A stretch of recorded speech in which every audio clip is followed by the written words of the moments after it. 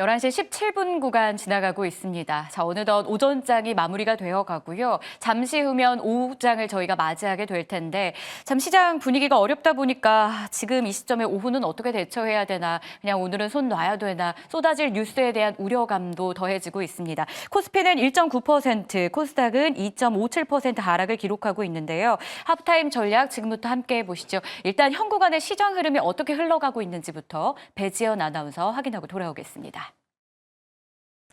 네, 현재 11시 18분 구간 지나가고 있습니다. 하프타임 구간에서 현재 장 분위기와 시세 한번 짚어보도록 하겠습니다.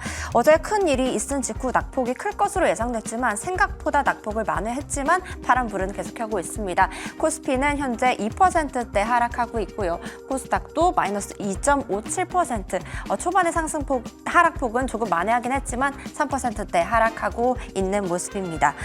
이어서 외국인 수급 상황 한번 짚어보도록 하겠습니다. 코스피 현재 외국인은 3,800대로 지금 팔고 있고요. 개인은 수급이 들어오고 있는 상태입니다. 기관도 수급을 다시 주어들고 있고요.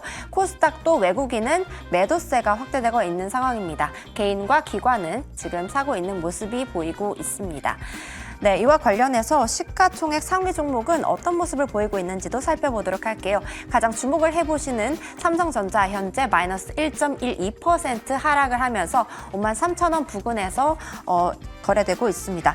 SK하이닉스도 장 초반에는 개파락으로 출발했으나 현재는 보합권 수준으로 상승 전환을 시도하고 있는데요. 0.06% 강보합권에서 움직이고 있습니다. LG에너지솔루션 현재 마이너스 2.77% 하락폭 보이고 있고요. 삼성바이오로직스도 함께 마이너스 1%대 하락하고 있습니다. 현대차 자동차 관련주죠. 마이너스 2.3% 하락하는 모습이고요. 현재 큰 대형주들이 하락을 계속 끌어내리고 있는 상황이 보여지고 있습니다. 이어서 코스닥 시가총액 상위 종목 보시겠습니다. 알테오젠 현재 마이너스 4% 보이고 있는데요. 오전장 한 대 33만 원까지 회복을 했다가 31만 원으로 다시 내려오고 있는 상황 보이고 있습니다. 에코프로 그룹주도 지금 보이고 있는데요. 3에서 4%대 하락을 보이고 있습니다. 또 LGLB 그리고 리가켄 바이오 관련주도 하락폭 이어가고 있는데요. 마이너스 1.63% 그리고 리가켄 바이오는 마이너스 1.14% 하락하고 있는 모양새 보이고 있습니다. 지금까지 11시 19분 구간 한번 짚어봤고요. 더 자세한 상황은 오늘 증시 2부와 함께 하시죠. 계엄 선포와 동시에 원달러 환율의 급등락을 저희가 밤사이에 확인을 했습니다. 그리고 오늘 장은 일단 장이 열릴지 말지 의구심이 든 상태에서 열렸죠. 일각에서는 오늘 장이 안 열렸다면 외국인 투자자들이 오히려 이 나라에 더 큰 문제가 생기는 건 아닐지 투심 위축으로 연결될 수 있어서 장이 열리는 게 더 나았을 수도 있다라는 분석도 있습니다. 어떤 게 맞을지는 일단 우리가 이 시장을 뚜껑을 열고 앞으로 계속 맞이해 봐야겠지만 시장이 어떻게 흘러가든 전략적으로 잘 대처한다면 손실을 최소화하고 이 안에서도 또 수익을 누릴 수 있는 구간을 맞이할 수가 있습니다. 그 전략 저희와 함께 해보시죠. 오늘 MBN골드 김흥태, 조기준 매니저와 함께하겠습니다. 어서 오십시오. 안녕하십니까. 네, 국가 브랜드 실추에 대한 우려감도 있고요. 각 기업마다 수출 기업이라면 조금 더 우려감을 가질 수밖에 없는 상황에 놓여 있는데요. 두 분께 도움 말씀을 오늘 좀 자세하게 들어봐야 될 것 같습니다. 다양한 변수 속에서 오늘 시장 어떻게 보셨는지부터 흥태 매니저님 2시간 구간 어떤 판단이 가장 먼저 드셨어요? 일단은 오전장은 좀 관망하자라는 의견을 네. 좀 드리고 싶습니다.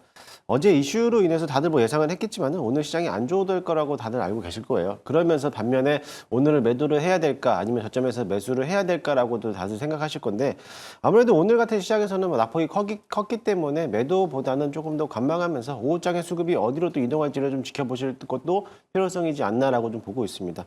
물론 오전장에 지금 정치 테마주 관련된 특정한 인물에 대한 인맥주들이 오늘 대거 상한가를 기록하면서 일반 섹터들로서만 수급이 이동하는 모습을 보일 수가 있는데요.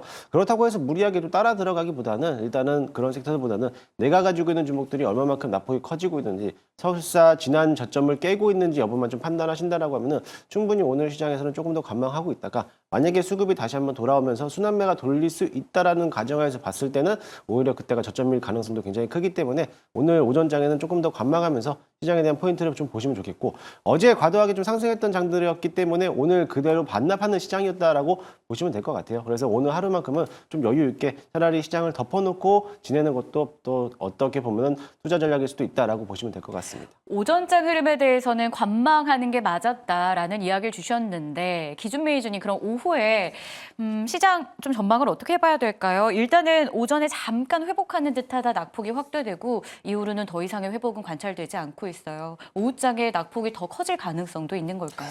일단은 이제 불확실성이 얼마나 커지느냐인데 이제 저도 어제 이제 많은 분들이 잠을 못 잤을 거고 네. 저도 새벽 뭐 3시까지 있다가 그냥 이제 보고 잠들었는데 결국에는 많은 분들이 피곤한 상황에서 한 번도 겪어보지 못한 계엄이라는 1980년도에 일어났던 일이 이제 재현되고 있는데 그때를 금융시장을 잘 모르니까 저도 마찬가지 불안했는데 다행히 이제 뭐 영화의 서울의 봄처럼 되게 짧게 끝났기 때문에 그래서 이제 그런 걱정은 안 해도 되지 않을까라는 생각을 듭니다. 그래서 그 1달러가 이제 해외에서는 물론 이제 대한민국을 페루나 뭐 남미처럼 이제 볼 수 있기 때문에 이제 국가 이미지 실추라 이런 악재가 있겠지만은 그 외에 이제 그 다음에 이제 사태를 한번 봤을 때 나머지 수순했을 때 혹시라도 이제 불확실성이 있다고 하면 이제 탄핵이라는 건데 2004년에도 있었고 2016년에도 있었습니다. 그때 한번 살펴봤더니 주가 움직임은 2004년에는 조금 하락했다가 2006년, 5년, 6년에 또 큰 시세 상승이 나왔고 2016년에도 조정이 나왔지만 그때는 그렇게 큰 하락이 없었고 2017년, 18년에 굉장히 큰 상승이 나왔다라는 거죠. 그래서 그 앞으로 일어날 정치적인 불확실성이 있더라도 시간이 지나면 해소하고 그게 이제 길게 걸릴 수도 있고 짧게 걸릴 수도 있겠지만은 시장은 그렇게까지 폭락은 없었다라는 측면으로 이해하시면 될 것 같고 그래서 오전장의 하락은 이 정도는 충분하지 않나라는 생각에서 어느 정도 지켜보시면 될 것 같고 그 다음에 시장은 안정세가 나올 텐데 저는 정부 여기 이제 경제 컨트롤 타워가 지금 이제 증강기금이 10조 있고 뭐 채권형 펀드도 있다고 하는데 조속한 시간 내에 이제 뭐 얘기만 하지 말고 투입을 했으면 좋겠고 해외에다가 이제 우리나라는 그만큼 안전하다라는 이미지를 보여줬으면 좋겠다라는 생각이 듭니다. 자, 그렇다면 12월에는 과연 저희가 증시 전망을 어떻게 해야 될까요? 사실 어제 외국인 투자자들이 얼마 만에 이렇게 매수 전환을 해준 건가라는 생각이 드는 하루를 보내면서 기대감을 좀 갖게 했습니다. 하루 만에 이게 무너질지 12시간 만에 이런 시장 분위기가 될 거라고 아무도 예측하지 못했을 텐데요. 뭐 예측하지 못하는 건 늘 저희가 겪었었고 좀 담담하게 12월 전망하면서 12월 전략도 좀 도와주시죠. 사실 어제 외국인들이 모처럼 들어와서 오늘 연속성이 있을까라고 좀 기대를 했었는데 네. 갑작스러운 소식들 때문에 그런데도 불구하고 오늘 외국인들이 코스피 기준으로서 3,800억 정도만 매도하고 있습니다. 사실 어제는 5천억이 넘는 자금이 들어왔기 때문에 생각보다 외국인들이 빠지지 않고 있는 모습인데 물론 이제 오후장 들어가 봐야지만이 얼마만큼 또 외국인들이 또 투매를 할 수 있는지를 좀 봐야겠지만은 그래도 생각보다는 견고하게 잘 버티고 있다라고 좀 보시면 될 것 같아요. 그리고 지난 8월장에서도 엔캐리 트레이드 사건에서도 그때는 낙폭이 굉장히 심하게 또 떨어졌는데 사실 그때보다도 지금의 상황이 더 안 좋게 되고 흘러가고 있는 악화되는 모습인데도 불구하고 이 정도로 버틴다라고 하면은 분명히 내일장이라든지 조만간에 또 한번 반발 매수세로 들어올 가능성도 굉장히 크다라고 보시면 될 것으로 보여지고요. 마찬가지로 제가 앞서 얘기했지만은 지금 자리에서 매도하는 것보다 이게 내일장에서 연속성이 이루어질지 여부는 좀 판단을 해보시고 만약에 내일장에서 반등해서 들어온다라고 하면은 오늘 매도하신 분들은 분명히 내일장에서 후회하실 수도 있습니다. 그렇기 때문에 지금 자리에는 너무나 과도하게 떨어진 시장에서는 그냥 관망하시면서 보면 좋겠고 사실 12월장에서 들어갔을 때는 여태까지 연말 랠리가 또 한번 지켜왔기 때문에 이런 악재들은 이벤트성으로서 한번 흘러갈 가능성도 굉장히 크니까는 12월장에서는 좀 긍정적으로 시각을 좀 바라보면서 시장을 대응하시면 좋을 것 같습니다. 알겠습니다. 이런 분위기 속에서 과연 섹터별 움직임은 어떻게 흘러가고 있는지 하락하는 섹터가 워낙 많기 때문에 전략을 이어가 봐야겠지요. 대표적인 게 원전주입니다. 원전주가 급락하면서 이제는 발을 빼야 되나라는 생각도 드실 것 같아요. 하지만 그러기엔 원전이 미래 산업이다라는 이야기가 저희가 많이 들어왔기 때문에 갈팡질팡할 수밖에 없어 보입니다. 사실 원전은 정부 신뢰도가 굉장히 중요한 섹터로 저희가 알고 있어요. 왜냐하면 우리나라가 체코에 원전을 수출하기 위해서는 미국의 동의가 필요하기 때문인데요. 이번 계엄령 선포 사태로 인해서 한국 정부에 대한 신뢰도, 정치적 리스크가 대두되면서 과연 체코 원전 마지막 업무 협약 체결도 장담하지 못한 것 아니냐라는 우려가 나오고 있습니다. 기준 매니저님, 저희가 이조차도 장담을 못하는 상황에 놓였습니다. 원전주 투자 투자 전략 어떻게 세워야 될까요?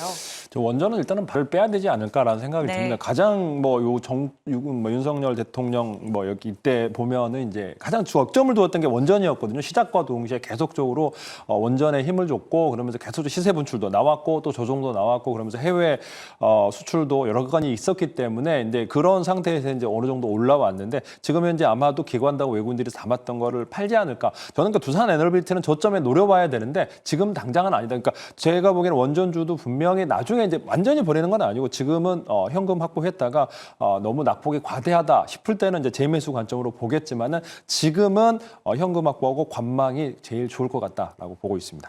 원전은 현금 확보하고 관망이 좋은 시점이 됐다. 상황이 계속 변화하기 때문에 실시간으로 이 시점에서의 원전도 투자 전략을 세워보고 있는데요.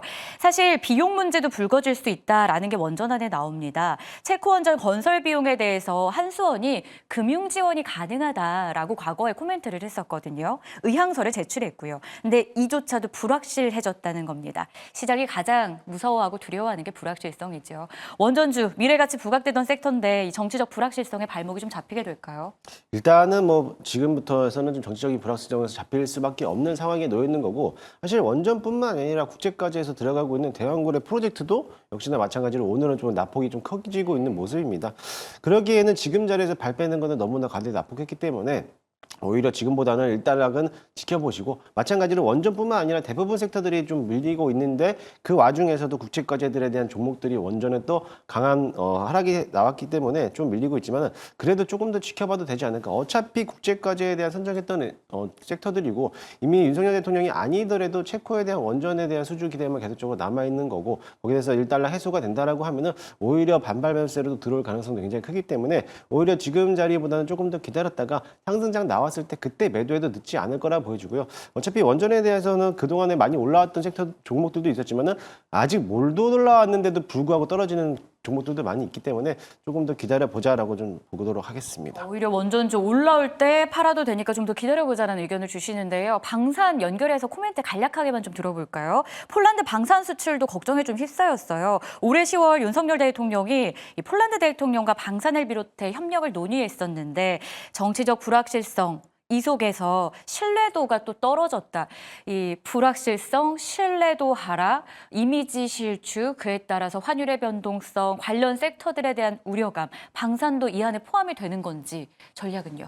저는 방사는 이 안에 이제 제가 팔아야 될 업종에서 아니다 생각이 듭니다. 그러니까 결국에는 지금 이제 최근에 조정이 나왔고 일론 머스크가 얘기하면서 이제 스텔스기 관련해서도 그렇고 이제 얘기 나오면서 하락을 했고 근데 저는 이제 결국에는 트럼프가 이제 대통령이 되고 나서 내년 되면은 결국에는 한미 방위비 관련해서 분담금 늘릴 수밖에 없는 거고 결국에는 이제 나토의 각 국이 이제 얼마 정도의 GDP 얼마 이상을 방위비로 지원을 해라라고 할 수밖에 하는 정책이기 때문에 결국에는 이제 방산 관련주들 그러니까 우리나라뿐만 아니라 나토의 각 국도 이제 국방비를 늘릴 수밖에 없는 상황이다 보면 한국의 방산이 지금 현재 최근에 해외에서 굉장히 인기가 있기 때문에 저는 지금 현재 타이밍에서 방산주는 의외로 또 호재가 나오지 않을까. 그러니까 트럼프 시대의 가장 핵심적인 업종이다라고 저는 보고 있습니다. 알겠습니다. 방산에 대해서는 그래도 우호적인 전망 제시됐습니다. 참고해보죠. 자, 그리고 반도체로 한번 가보겠습니다. 저희가 흔히 반도체 투톱으로 삼성전자, SK 하이닉스 이야기를 하는데요. 오늘 눈에 띄는 건 하이닉스가 버텨주고 있다는 부분이에요. 시가총액 상위 종목의 흐름만 본다 하더라도 이슈 있는 고려와인을 제외하고는 전체 다 하락하고 있는데 유일하게 빨간불 왔다 갔다 하는 게 하이닉스입니다. 하지만 삼성전자는 1% 안팎의 하락이고요. 자, 일각에서는 반도체에 대해서도 이번에 이 계엄령 선포와 관련해서 좀 장기적으로는 영향이 있을 산업 중에 하나다라고 꼽기도 합니다. 흥태 매니저님 반도체 전략 이어가 주실까요? 저는 반도체도 마찬가지로 오늘 SK 하이닉스가 잘 버텨주고 있는 모습이고 또 삼성전자도 마찬가지로 약보합이지만은 그래도 어느 정도 선방을 해주고 있다라고 보시면 될 것 같습니다. 그래서 어제도 마찬가지로 시장에서는 반도체에 대한 흐름도가 굉장히 좋았기 때문에 오히려 지금 시장에서 다른 종목들, 다른 섹터들보다 오히려 반도체가 또 낙폭이 또 줄어들고 있는 모습이에요. 그렇게 된다라고 하면은 오히려 지금에 대해서 사태에 대한 문제가 반도체까지 영향력은 크지 않을 거다라고 보고 있고요. 사실상 반도체는 그동안의 낙폭이 큰 만큼 조정이 깊었던 것만큼 지금 시장에서는 어느 정도 줄여놓고 있는 모습을 본다라고 하면은 지금까지는 당연히 충분히 버틸 수 있는 구간이다라고 보시면 될 것으로 보여지고 어차피 미래산업진업에서는 메모리 반도체에 대한 움직임들이 또 강한 흐름으로 보여주고 있고 어차피 기술력으로서 살고 있는 기업들이기 때문에 지금 당연히 반도체들은 뭐 충분히 매수를 해봐도 괜찮은 섹터다라고 보시면 될 것으로 보여지고 기존에 가지고 계신 분들이라면 조금 더 장기적인 측면에서 보유하자라는 말씀을 좀 드리도록 하겠습니다. 한편 외신 보도에 의하면요. 우리나라 대표 기업인 삼성전자, LG전자 등의 앞으로 향방을 되게 많이 주목을 하더라고요. 아무래도 계엄령 선포와 관련해서 한국 경제는 물론이고 글로벌 공급망까지 좀 흔들릴 수 있다라는 분석으로 연결이 되고 있는 겁니다. 기준 매니저님, 이 대표 기업들의 향방 어떻게 예측해야 될까요? 뭐 일단은 오늘 삼성전자 지금 현재 측정으로 어제는 이제 외국인들이 팔았지만 지금 매수로 지금 잡혀 있거든요. 네. 그래서 뭐 시티그룹 팔고 있고 CLS랑 지금 사면서 매도도 있지만 매수가 있는 상황이고 의외로 하이닉스는 지금 외국인 매도가 보이고 있거든요. 지금 현재 뭐 이렇게 봤을 때 보면은 그러니까 근데 끝나고 나면은 또 바뀌겠지만은 장중에 이제 다른 여타 종목들은 외국인들이 팔고 있는 상황에서 삼성전자, 하이닉스는 그렇게 매도세가 없다라고 보시면 될 거예요. 그래서 대형의 반도체들 그다음에 이제 그 외에 이제 뭐 여러 가지 악재 속에서 올라가는 종목도 있습니다. 그래서 오늘 뭐 업종 중에서 많이 올라가는 게 이제 카카오 그룹주는 또 올라가거든요. 그래서 아마 이게 이제 올라갔던 게 그 전에 수급이 좋았거든요. 그러니까 유일하게 눈에 띄는 게 이제 대형 업종 중에 네이버가 그동안 강했는데 오늘은 네이버가 조정받은 상황에서 카카오 그룹주들이 강세가 나오는 이유는 여러 가지 정치적으로 얘기하는 뭐 뉴스도 있겠지만은 최근에 실적이 제가 봤을 때 계속 20% 증가하고 있었고 최근에 이제 보석이 나오면서 지금 이제 대주주 리스크가 어느 정도 이제 해소되는 상황이기 때문에 아마 수혜가 될 것 같고 지금 현재 어제부터 그렇고 최근에 한 일주일 동안 기관 외국인들 굉장히 많이 쓸어 담았거든요. 그래서 그게 오늘 이제 시세 분출의 어떤 트리거가 되지 않았을까라는 생각을 해보고 있고 그래서 저는 낙폭 과대, 그러니까 지금 주봉상으로는 강하게 올라왔지만 그 월봉이라든가 길게 보면은 아직도 바닥권에 있기 때문에 추가 상승 여력은 충분히 있다라고 저는 보고 있습니다. 흥태 매니저님, 지금 카카오 이야기가 나오기 시작했는데요. 아무래도 현 정부의 압박을 좀 받아왔던 기업이라서 그런지 이걸로 반사 수혜를 예상한다라는 게 좀 가당한 이야기인지도 좀 궁금합니다. 일단 주가만 놓고 보면 장중 9%까지 고점 높였던 카카오. 현재는 6.9% 오르면서 4만 6천 원을 향해서 가고 있는 상황인데요. 투자 전략 주시죠. 그러니까 지금에서 지금 이런 정부에 대한 문제들로 인해서 이렇게 지금 사태가 나오고 있는데 당연히 그로 인해서 반사 수익을 볼 수밖에 없는 종목들도 있습니다. 그 와중에 이제 카카오 이제 그룹주들이 될 수가 있는데 아무래도 그것 때문에 이제 해치성으로서 좀 들어오는 모습인데 만약에 이런 사태들이 또 한번 빠르게 또 이제 안정화된다라고 하면은 오히려 다시 한번 주가가 밀릴 가능성도 굉장히 크니까는요. 일단은 카카오뱅크라든지 카카오 이제 이런 페이라든지 이런 기업들은 일단 단발성으로만 좀 바라보시면 좋겠고요. 근데 그동안에 카카오페이가 워낙에 낙폭을 크게 조정을 받았기 때문에 그만큼 해서 오늘 반등할 수 있는 기회가 되지 않았나 보고 있으니까는 너무 이거를 장기적으로 끌고 가는 것보다는 1달러가 오늘 급등하는 자리에서는 수익을 좀 챙겨보는 것도 필요한 전략이 될 수도 있다라고 보시면 될 것 같습니다. 네, 이렇게 해서 저희가 실시간으로 움직이고 있는 시장 상황에 대해서 도움 말씀 전해드리고 있습니다. 섹터의 움직임이 참 방향 잡기 어려웠는데 대표적으로 지금 반도체라던가 원전, 방산, 종목 가운데서는 카카오 점검 도와드렸는데요. 보유하고 계셨다면 참고해 보시기를 바라겠습니다. 자, 이런 상황에서 지금 시간이 또 11시 35분 빠르게 지나가고 있고요. 시장 분위기도 한 치 앞도 모르는 상황. 두 분은 과연 어떤 섹터가 그래도 지금 위험한 시기에 우리에게 한 줄기 빛이 되어줄 수 있을지 준비해 주셨다고 하는데요. 흥태 매니저님의 의견부터 참고해 보도록 하겠습니다. 매니저님이 이 시점에서 생각하고 있는 관심 섹터는 무엇일까요? 일단은 관심 분야들은 많지만 그 와중에서 좀 보고 있는 건 미디어 컨텐츠 관련된 종목들이 조금 더 강하지 않을까. 그래서 오늘 같은 오히려 상황에서 미디어 컨텐츠라면 이유가 있지 않을까요? 일단은 한한령에 대한 이제 해제 기대라는 네. 것 때문에 중국에 대한 시장 진출을 또 기대해 볼 수도 있는 모습들일 수도 있고요. 그렇게 된다면 물론 엔터주들도 있고 게임주도 있겠지만은 제가 콕 집어서 미디어 컨텐츠라고 보고 있는 거는 아무래도 12월 26일 날 이제 공개되고 있는 오징어 게임 시즌 2에 대해서 기대작을 또 볼 수 있기 때문에 그런 시각으로 봤을 때는 오늘 좀 괜찮지 않을까. 수급들도 다른 낙폭과대 종목들에 대비해서도 내려가지 않는 모습을 보이고 있고요. 특히나 대표적으로 오늘 장중에서 올라왔었던 게 이제 아티스트 유나이티드라는 기업인데 아무래도 대표적으로서 대장주로 영향을 하고 있는데 그 와중에서도 뭐 덱스터라든지 위즈 스튜디오도 역시나 마찬가지로 지분을 보유하고 있는 기업으로서 좀 관심 있게 보시면 어떨까. 그래서 일단은 오늘 같은 시장에서는 어떠한 호재라든지 재료가 나온다 하더라도 이거에 대해서는 시장에서 반응을 못 하고 있는데 일단은 기간적인 일정 부분에서 소화할 수 있는 섹터라면은 미디어 콘텐츠들이 괜찮지 않을까라고 보고 있습니다. 그 밖에 지금 드론 방산에 대해서도 꽤 매력적으로 보고 계시더라고요. 이 드론 방산은 연결고리가 실제로 있고요. 조기준 매니저님께서도 방사는 괜찮다는 의견을 주셨는데 어떤 포인트를 보셨어요? 일단은 드론 관련돼서는 지금 이제 아무래도 대통령에 대한 이제 경호, 네. 업체에서도 이제 우리나라 국내 기업들을 하는 것도 있고 또 외부 부품 자체들도 외부 부품보다는 국내 이제 자사 부품으로서도 실행한다라는 점 그런 쪽에서 봤을 때는 드론에 대한 움직임들 또 얼마 전에 있었던 머스크가 또 한번 무인기가 조금 더 활성화되고 있고 방산비를 줄일 수 있다라는 게 드론에 대한 대체제였는데 마찬가지로 오늘도 드론 관련된 섹터들 일부 업종들이 또 상승하는 모습을 본다라고 하면은 드론 쪽에서도 방산에서는 좀 열악하게 좀 보이지 않을까라고 보고 있고요. 뭐 드론뿐만 아니라 자율주행이라든지 로봇 테마들도 역시나 마찬가지로 지금 조정받는 시기라면은 저점에서 충분히 대응해서 매수해봐서 가져가는 것도 나쁘지 않지 않을까라고 보고 있습니다. 자, 그러면 종목을 좀 압축해 보고 싶은데요. 지금 이 시점에서 이 탑픽 섹터 안에서도 눈여겨보시는 종목이 있다면 힌트를 좀 얻어볼 수 있을까요? 일단은 제가 미디어 콘텐츠를 찝었기 때문에 네. 그 와중에서 대장주였던 역시나 대장주를 봐야 되는데 대장을 봐야 된다. 네, 아티스트 스튜디오를 보는데 오늘도 역시나 마찬가지로 양봉 전환을 시작하면서 21선 위로 들어왔기 때문에 한번 신고가 영역까지도 노려볼 수 있는 자리가 되지 않을까라고 보고 있으니까는 관심 있게 보시면 좋을 것 같습니다. 자, 그러면 드론 방산에서도요? 드론에서는 오늘 장에서 한번 들어왔었던 기업이긴 한데 에이럭스라는 이제 기업이 한번 네. 오늘 한번 장중에 올라왔는데 신규 상장된 지 얼마 안 된 종목이기도 하지만 오늘 이 정도 장중에서 또 한번 12,000원 신고가 영역까지 왔다는 거는 그 정도로 강한 수급이 들어왔다라고 보고 있고요. 오늘도 거래량이 들어왔기 때문에 충분히 이런 종목들도 같이 한번 보시는 것도 좋을 것 같습니다. 네, 이렇게 해서 김흥태 매니저가 합타임 시점에 생각하고 있는 섹터 그리고 그 안에서 특징적인 종목과 탑픽을 알아봤습니다. 미디어 콘텐츠에 대한 매력이 있었고요. 드론 방산까지 점검 도와드렸는데요. 과연 조기준 매니저는 이 시점에 어떤 섹터를 눈여겨보고 있는지도 기다리고 계시죠? 한번 매니저님의 의견 들어보도록 하겠습니다. 참 오늘은 섹터 결정하는 게 쉽지 않았을 것 같아요. 좀 힘들지만 고르셨을까요? 아니면 이건 어떤 상황에서도 갈 섹터다라는 의견이실까요?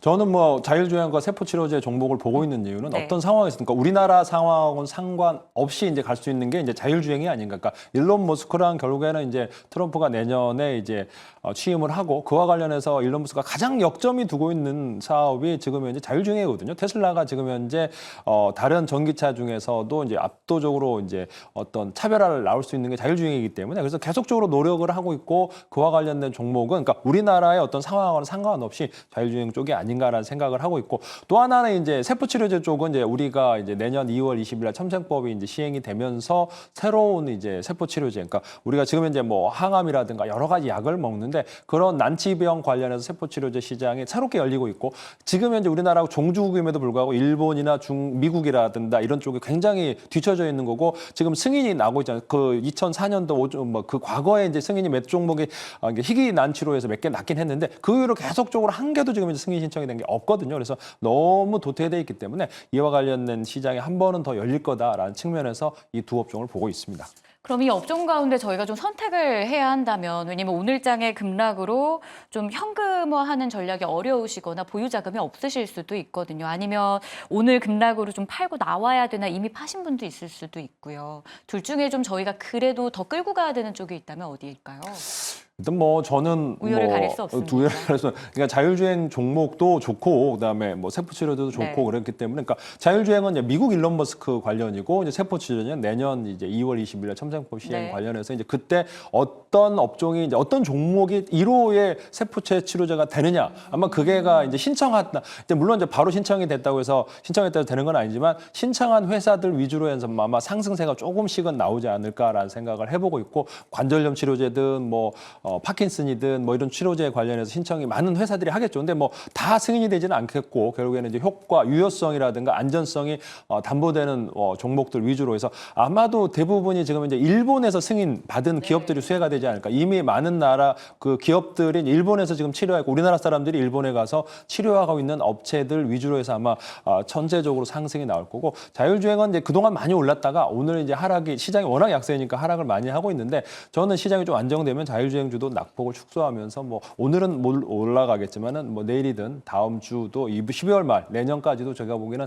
상승세는 계속 유효하다라고 보고 있습니다. 그럼 그 안에서도 저희가 종목을 탑픽 선정해 보고 싶은데요. 매니저님 말씀에 의하면 지금 섹터를 뭐 하나 집중해야 된다라기보다도 유망한 섹터 안에서 종목을 잘 선별하는 게 어느 때보다 중요하다라는 코멘트였어요. 그렇기 때문에 탑픽이 더 궁금해지는데요. 일단 뭐 자율주행 관련해서는 제가 이제 그 전에 누누이 얘기했지만 이제 퓨론티어라든가 스마트 레이더를 네. 말씀드리고 최근에 이제 SOS 랩을 말씀드렸는데 이제 시장에서 많이 알려졌는데 오늘 워낙 많이 하락하요 시장의 약세니 그동안 많이 올라왔기 때문에 한 15% 하락을 하는데 결국에는 이제 기관들이 팔기 끝났고 오늘 조금 팔고 있지만은 가장 중요한 게 라이다를 만들고 있는 회사가 우리나라에서 상장회사 유일하거든요. 근데 라이다가 가장 비싸요. 그러니까 카메라 렌즈도 비싸고 이제 레이저도 비싼데 라이다가 가장 이제 원통형 그러니까 원형가 그 지금 이제 고정형으로 해서 과거 거는 1,000만 원대인데 지금 이제 고정형으로 해서 100만 원, 몇백만 원대로 내려왔고 대량 생산하면 더 내려갈 겁니다. 그래서 이게 드론, 로봇, 그다음에 주행 로봇, 그다음에 자율주행 차에도 아마 접목한다고 하면 그다음에 또 이제 주차 쪽에서도 도입을 하더라고요. 그래서 오늘 기사가 나왔는데 라이다가 많은 쪽에서 쓰일 거다라고 해서 이 종목을 보고 있고 세포 치료제는 제가 이제 그 전에 얘기를 해서 이제 많이 올라갔던 주식이 이제 네이처셀 그다음에 이제 이엔셀 엊그제 얘기했던 아이빔 테크놀로지도 이제 세포 치료제 현미경 뭐 관련해서 오늘 조정이 나오고 상한가 쳤는데 오늘 상승하다가 결국에는 밀렸습니다. 근데 이엔셀과 아이빔 뭐 이렇게 장비단과 더불어 네. 네이처셀, S바이오메딕스도 한번 열심히 그러니까 파킨슨 치료 관련해서 괜찮은데 계속적으로 하락을 해버렸습니다. 끝도 없이 하락하고 있는데 반등 구간이 나오지 않을까? 오늘 뭐 시장은 모든 종목이 뭐 묻지마 투매가 나오고 있기 때문에 뭐 그거는 오늘 저 종목의 어떤 하락이 뭐 세력이 나갔다 이렇게 보지는 않고 있습니다.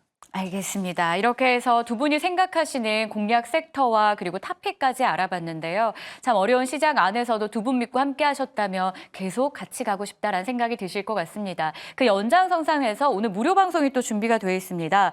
참 방향 잡기 어렵기 때문에 이 시간 더 소중할 것 같은데요. 김응태 매니저님이 오후 3시 40분에 준비를 하고 있습니다. 어떤 주제로 하실지 시청자분들에게 도움 말씀 어떤 걸 준비하셨을지 좀 알려주시죠.